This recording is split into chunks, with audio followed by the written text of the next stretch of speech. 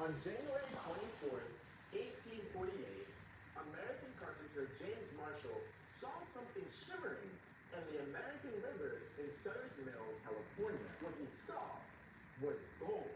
Newspapers seized on the finding, crafting extravagant stories of a golden paradise waiting for people in the West. One story claimed that a Mormon elder named Samuel Brannan paraded around right here in Portsmouth Square with a vial of gold yelling, "Gold!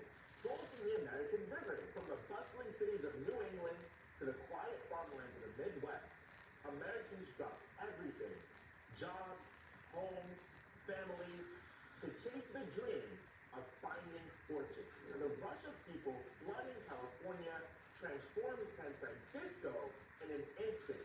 The population exploded, and it went from having under 500 people to over 25,000 between 1847 and 1849. The gold rush created a surge in the demand for land, as settlers, mostly new to the region, viewed California's wealth as rightfully theirs. But the land that contained all of this wealth was a home to hundreds of diverse communities of Native Americans who had lived there for millennia. In the eyes of these miners, though, these people were just obstacles that needed to be removed.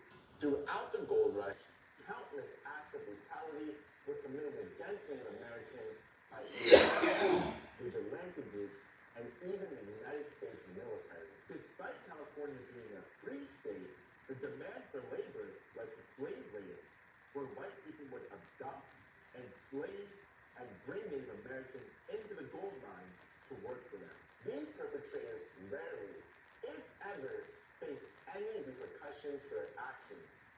And the brutality did not stop there. In 1851, the first governor of California himself said that citizens should expect the extinction of the Indian race. Shortly after, the government allocated funding to the militias that were killing Native Americans. Just one example of the widespread state-sanctioned violence against indigenous communities. One particularly devastating example was the 1850 Bloody Island Massacre, where U.S. soldiers attacked the innocent Pomo people in their village. Accounts of what happened paint a horrific image of indiscriminate slaughter. Ship is called the heartbeat of America. Like the people who keep this country moving. For them, only America.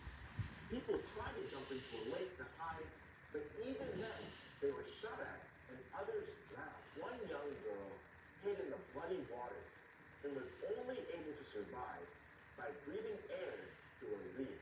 In the Needle Rock Massacre, the Sinkyone people were completely ambushed, and in yet another massacre, a group of white men set fire to the homes of the colonial people. A testimony shared that the group then cut off the heads of the Native Americans and tossed them into the flames. They even threw in the Kalawa babies, burning them alive. One man escaped because he covered himself in animal skin and hid in a muddy ditch. There, he heard the murderers laughing, and when they were gone, he got up, and all he saw was water full of blood and dead bodies.